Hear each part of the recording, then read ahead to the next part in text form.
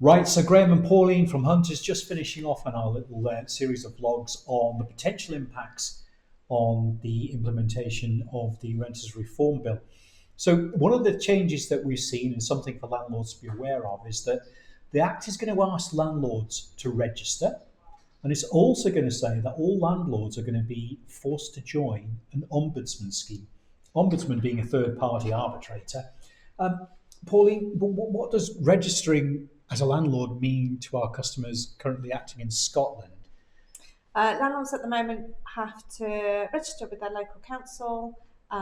It has a smaller charge attached to it, about £65–70.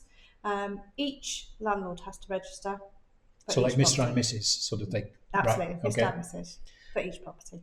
So if you've landlord, you've got 4 or 5 properties, there'd be a charge for registering each of those properties. Yes.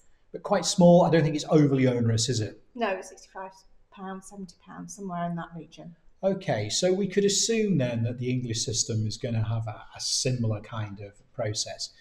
But we've got this news that a landlord is going to have to be a part of an ombudsman scheme. So I'm just interested in that because, of course, if you're using a letting agent, a management agent currently, you're kind of already governed by an ombudsman because we're governed by an ombudsman. So what do you think this part of the legislation is designed to pick up on? Well, my own personal opinion is it's designed to pick up on those landlords that are not using agents. So it gives the tenant then a way to address their landlords without too much confrontation if they're not getting things resolved. Yeah, so if a tenant was unhappy in a tenancy that we are managing, they would come to us as the mediator between landlord, and we would get involved in that point. But if you're renting directly from a landlord, I guess you've always just had to rely on the interaction between the two of you. Yes, and that's perfectly fine for good landlords, and there are lots of good landlords out there that are managing their properties themselves. But there are also a few that are not, and that's what the law is designed to capture. It's designed to bring those to Okay. book. Okay, so there you go. So yeah, registering as a landlord, not a big deal. I guess it's fair enough. It's a commercial venture, so the government want a register.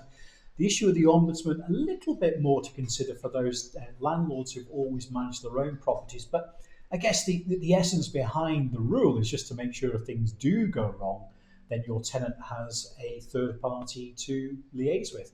Or, of course, make it easy for yourself as a landlord and, of course, just instruct a letting agent because we're already doing all these things. But, of course, I would say that if you want further information, advice on what the Renters Reform Act could mean for you, we'd be glad to help. Equally, if you'd like to get any of your properties, your rental properties appraised, some update advice, there'll be a link below. You can always click on there. We're always happy to come out. So I hope you found that useful. We'll keep on vlogging on this subject as more is learned. But I think the overall impression is, hey, we've got a same but different environment between England and Scotland.